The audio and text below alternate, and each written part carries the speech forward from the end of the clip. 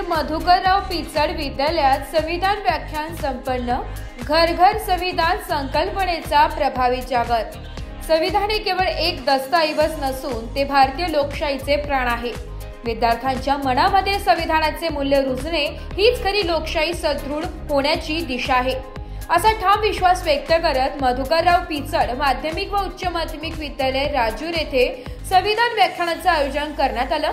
दिनांक 10 जुलै 2025 रोजी दुपारी 2 वाजता झालेल्या विशेष कार्यक्रमात प्रमुख संविधान व्याख्याते म्हणून तुषार बाबूराव पगारे सर यांनी उपस्थित विद्यार्थ्यांना संविधानाच्या मूल्यांची जाणीव अत्यंत प्रभावी पद्धतीने करून दिली।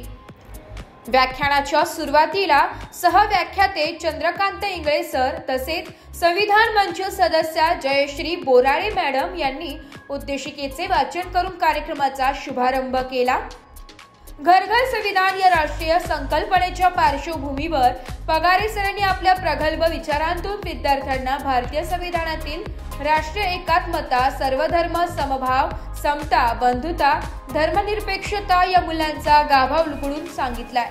संविधान हेच आपल्या लोकशाहीचे बळ असून प्रत्येक भारतीयाने या मूल्यांना आत्मसात करणे गरजेचे असल्याचं त्यांनी ठामपणे सांगितलंय। गुरुपौर्णिमेच्या निमित्ताने बोलताना त्यांनी संविधान शिल्पकार डॉक्टर बाबासाहेब आंबेडकर यांच्या जीवनात 3 गुरूंचा उल्लेख केलाय। संत कबीर यांच्याकडून मानव धर्म आणि समतेची शिकवण, महात्मा फुले यांच्याकडून सामाजिक विषमतेविरुद्ध लढा आणि भगवान बुद्ध यांच्याकडून जागतिक विचारांची प्रेरणा हे बाबासाहेबांच्या विचार विश्वाचे मूळ स्रोत असल्याचं त्यांनी नमूद केलंय। कार्यक्रमास विद्यालयाचे मुख्याध्यापक Telore sir, Bhalchim sir, Chaudhari sir तसेच कार्यक्रमाचे सूत्रसंचालन करणारे पवार सर यांची प्रमुख उपस्थिती होती। विद्यार्थ्यांनी उत्स्फूर्तपणे सहभाग नोंदवला। संविधान जागृतीचा हा कार्यक्रम विद्यार्थ्यांमध्ये लोकशाही मूल्यांची बीजे पेरणारा ठरलाय। विश्वरत्न डॉक्टर बाबासाहेब आंबेडकर या संपूर्ण विश्वातील प्रथम गुरु म्हणावं लागेल। त्याच्या बाबासाहेब आंबेडकरांमुळे गावकुसाच्या बाहेर असणारे आमचे हात शेणामध्ये होते आणि ते शेणामध्ये हात आमचे आज या पेनामध्ये आले। त्या दुय्यम गुरुला विश्वरत्न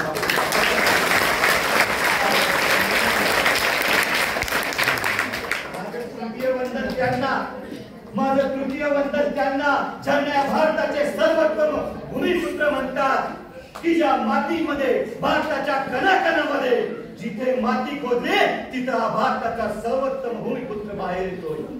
ज्यांना या जगाचा विश्ववंदनीय गुरु म्हणतात तथागत गौतम बुद्ध।